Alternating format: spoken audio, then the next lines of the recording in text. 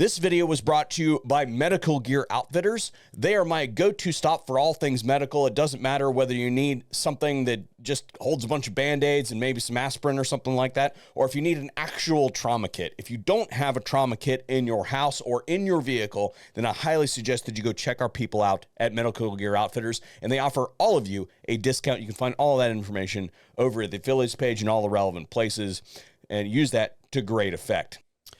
Good, I guess, afternoon when this video will publish, but I'm a little bit late coming to the office today because I had a standing barber shop appointment, and it takes like a month to get into my barber.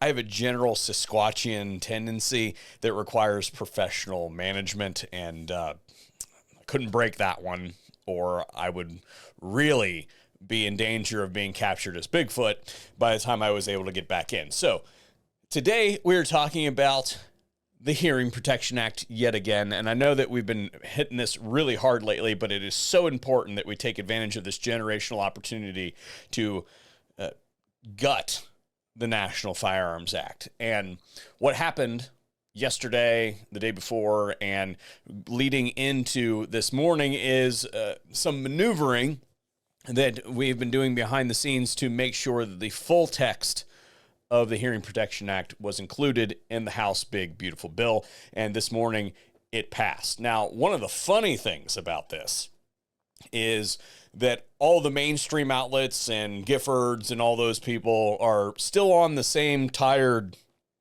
thing that they've been saying for like the last week. Look, the Republicans want to give a tax break to all the suppressor manufacturers and people who want suppress. They haven't actually read the bill yet, or they're too stupid to understand what it actually says.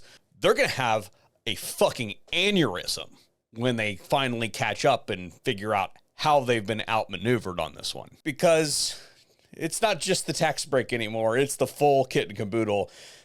Should the current text of the Big Beautiful Bill pass the Senate, which will require 51 votes in a reconciliation vote, then suppressors will be taken from the NFA registry, and you will treat them like any other weapon, like not any other weapon, excuse me, like any firearm that you were to purchase. So no tax stamp, no registration. You'll still have to fill out a 4473, just like you were purchasing a handgun or a rifle or something like that.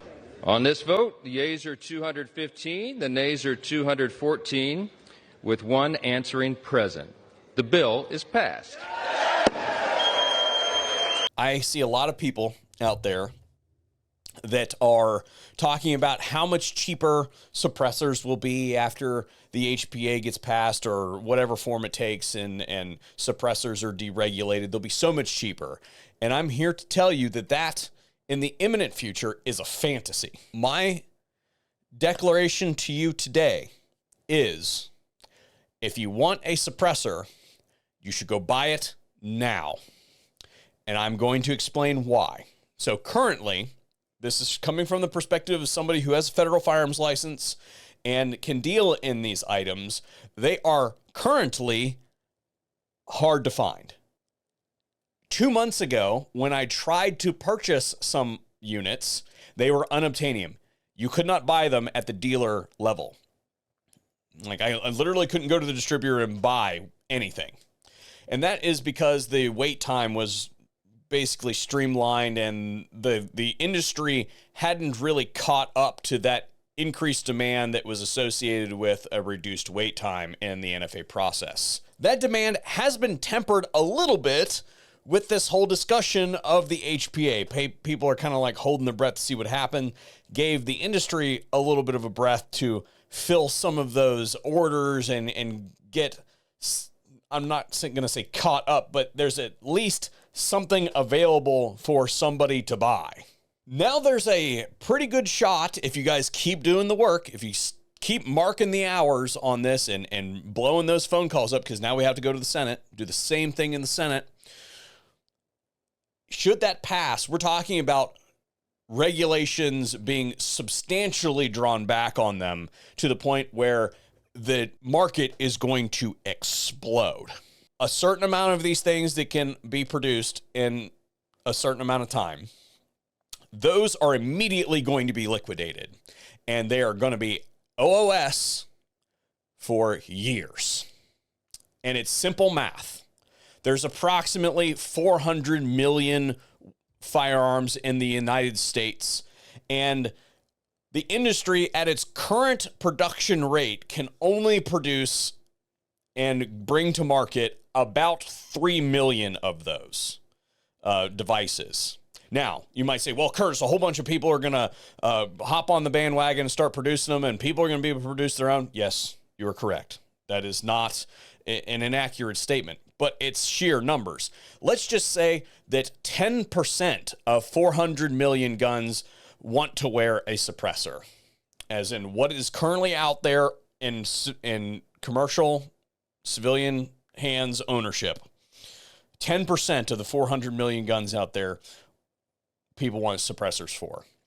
People who haven't been able to get them up to this point, or just have been stalling because it's an onerous process to get it. 10% of those weapons. At the current rate of production, that will take 13 years to fill. We assume that new manufacturers will come in and alleviate some of that, but that doesn't account for any new weapons that are purchased by Americans. It's going to take a minute. So the scenario is this. If the Hearing Protection Act is passed in its full capacity, suppressor supply will plummet to negative. Like it will be out of stock for years. You will not be able to buy it. And when that happens, the price is going to spike. Maybe even double for a period of time.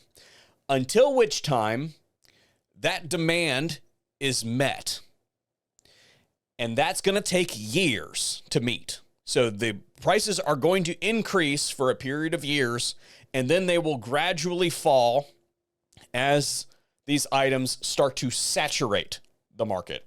I'm going to spoof my own point here for a second and just head you off, because I know that some of you are typing right now, oh, well, that's not real. That's not the way that works. Listen to me.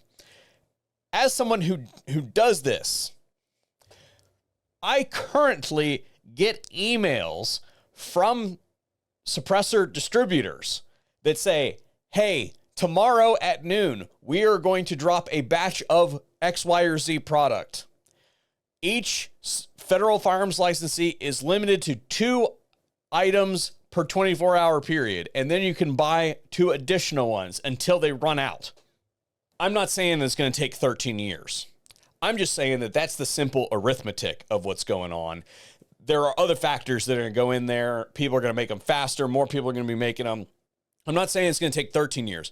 But if you told me that it was going to take 8 or 5 or 3, I'd be like, yeah, that's probably pretty accurate.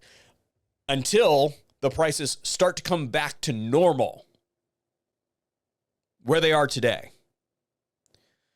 Then after that, you'll start to see that race to the bottom as the products become inferior and people are just able to make them more rapidly. So what I'm telling you to do is, if you think you want one of these things, go to your dealer. Do it the right way. Go to your dealer and say, hey, look, man, I want that thing. Or I want one of these things. Go out and get me one. Here's your money. Pay for it. And what I want you to do is just go throw it in the vault until we figure out what's going on with the HPA. If the HPA gets scuttled by some turncoat Republicans in the Senate, we're watching you. You cannot hide. I see you. Then you come back and you say, hey, didn't happen. Let's go ahead and do the paperwork, spank that thing out of here, and we're off to the races. If it does pass, then we're talking about a 4473, that it will take effect 90 days after the passage of the bill. So that's whenever the president signs it, which he has indicated that he will. You'd hang out until that day, and then you go in there, you fill out your firearms transaction form, they hand you your stuff with a NICS background check, and you're out the door. I have said this before, But this is your only warning that now is the time.